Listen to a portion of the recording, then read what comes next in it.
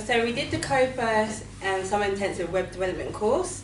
So basically the structure of that course was 2 evenings a week on a Monday and Wednesday for 2 hours.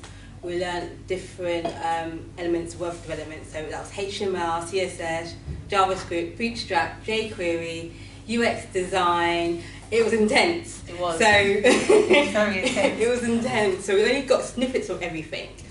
But our objective was to create a dynamic, responsive website. Yes.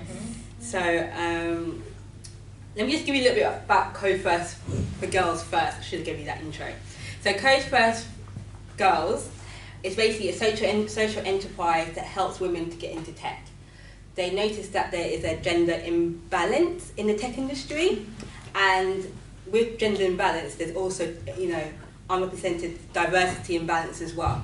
So Code First Girls help women. They help women in terms of having community courses and paid courses. So what we did was a community course.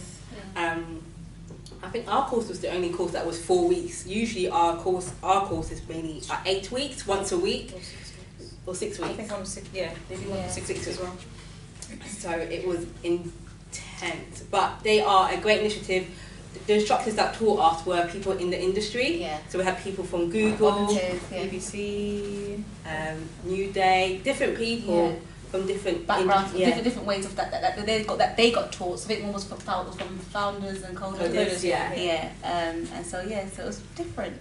It was really cool. For me personally, I was a bit nervous because I've never done coding before. I'm gonna come and people judge me because I don't know. But everybody's kind of felt like it was starting at the same level. People that were intrigued about learning tech, learning coding, and trying to get in. So it was kind of nice to kind of have this camaraderie about the same thing and the same mission. You want to learn more, upskill yourself. So that was really, really nice. Even our volunteers that were on the course to help teach us the different topics and stuff, they kind of all were friendly. I never felt that we weren't in our space. That makes sense. We never felt out of place, and they were really accommodating and really cool and fun, and that you can laugh at everyone for. I think our tape was the loudest. So sorry guys. Your tape was the loudest. Making so much noise and I'm laughing. But it was really, really cool. It was really cool. Yeah, it was a good vibe. The coaches or instructors, they don't talk down to you or sort of just sometimes you could be in a learning environment and you feel like they're just throwing the information at you, but they took the time to explain things. You could even there were so many instructors. I think there was maybe 10. I think it was about 10. Yeah, so 10 in all, but I think a few didn't come back because obviously they had it's work because it's after working and stuff. You can't make the commitment. So in the end, it came out to about I think 7 or 8. But they were just all literally as soon as you put your hand up, or your hand would even be up, and someone's how are you getting on? They're just always there to help. I'd say if you are thinking of signing up or know anyone that wants to sign up, don't be put off and feel like you need to know something before going. I didn't know anything before I started, and now I can't say I'm a fountain of knowledge, but I know more than I did by going. That makes sense. Than I would if I tried to do it myself. And we built a website at the end of the whole course is that you can build a website, and that was the challenge. The task at the end was in groups to come to have this different criteria. I think so. One was make sure it has 2 pages that can link to something. The next criteria was if it can be responsive, then try to make it responsive, but that wasn't a must. There was things that you should have, and there was things that would be nice to have. And so you had to kind of make sure you hit all the stuff that you must have. So you had to be on GitHub, you had to have an index page and certain criteria for the website in itself, and then there's things that it could have, which was make it responsive, it can go into mobiles and etc. I don't think any of us really had time to make it that responsive because literally the short amount of time that we had to actually create the website was a headache because there's not gonna work. My problem was GitHub. I have a love-hate relationship with GitHub. It was just not working. I sent error messages to our volunteers and be I know what's going on, and take screenshots of my error. It was you can't do this, 50 million things why it's an error, and it was just stressing me out. But they were amazing. They really helped us. I think everybody had the difficulties on learning coding, but there's always a way, always someone to help you. There's always a way to find out. I think Google's the same for everybody. You literally Google it, find out why the problem is the problem, and then you either try to do it yourself or you ask for help. So and also Stack Overflow was good as well. Yeah, I think Yeah. there's so many different platforms out there like W3 School, and you got like if you want to do certain stuff, there's stuff you can take from Bootstrap, and so you learn different ways to kind of get the outcome you want, or find the questions that you have to get the results you need. So yeah, I think for a short course, we learnt a lot, and it so that you can then go away and you know what to look for and know what to research if you want to go and learn a bit more about it. So it's sort of like a guidance for people who want to get into it but don't know where to start. So it's a good experience. Definitely sign up for it. I'll definitely agree to people to do it. Kind of piggybacking on the bit of what these girls have said, and more about the focus of Code First Girls. I've just refined a few points down.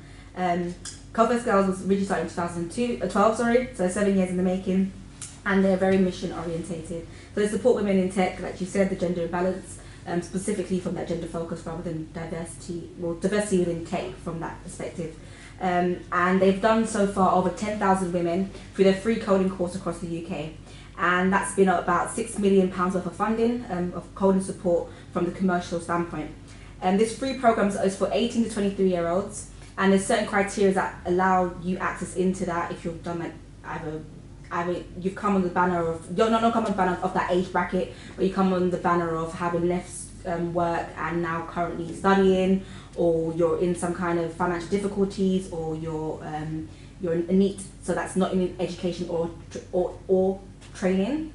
So you're kind of in the work job seekers kind of bracket. So they allow you to support you onto the program in that capacity. And yes, they also have the professional paid program. They have a campaign which is called the 2020, the 2020 campaign, which supports 20,000 women into tech. So they're really trying to kind of get more numbers into their roster and to kind of support women through their free coding programs. And they have conferences that happen annually that again supports the initiative of creating this community. That's the power of Code First Girls. They create a community of women, of like-minded women in tech, and they champion that through their conference, which is supported by commercial backers. So from BAML, so Bank of America Merrill Lynch, through to JP Morgan and New Day and other Google and the like. So yeah, that's kind of one of the big points from Code First Girls, from the kind of commercial side of things. One more thing, I think Jennifer mentioned it when she came. Their BT further. So it's not Code First Girls, but so that was an initiative that Code First Girls did in partnership with BT. That was a one-off, and they are looking to try to do something like that similarly in the future. But that was a trial because what BT was trying to achieve was to create more women within their own organisation, and by partnering with Code First Girls, hence the community kind of aspect I was talking about earlier, they was able to get, I think it was over 2,000 applicants for a position that only had 20 women into their workforce. And as a result of that, originally when they were trying to advertise that role, I don't even think they had 20 women that signed up for the 20 spaces that they had. And having the partnership with Code First Girls enabled them to get 10 times, 100 times more than what they was originally. So that's kind of the power that Code First Girls now have had as a social enterprise back in the tech. Yeah, so definitely go and code on or do Code First Girls or find some other group. I mean, it's amazing. I think definitely like there's so many different other boot camps or other free courses. Yeah. On the back of that, Code First Girls website, they are rebranding. A lot of things happening internally, which I won't discuss. But yeah, not just happening internally, but they are changing their website. But for now, it's still active. So you can go into their banner, which is looking at jobs. I think it's jobs for Code First Girls. They have jobs internally within their social enterprise. I think there's opening till the end of this month for a head of marketing role, as well as head of programs and strategy. And they also have another one that closes end of September for another few roles within their organisation because they're restructuring. But they also have partnerships with different commercial companies. So I think there's like the Essentials program, which again supports apprenticeship kind of scheme, which you can be paid whilst you're learning tech. And they have loads of different kind of job vacancies that are available through their partnership where they create with different organisations, which can help support again women get into tech and the roles with whole flexible working and all that women are trying to champion now because of their work-life balance and work-life fit. So that's another kind of avenue you can go down to find out roles within tech. Cool, thank you. Thank you. Thank you. What are you guys doing now? Like, so you've done the course. How do you feel about?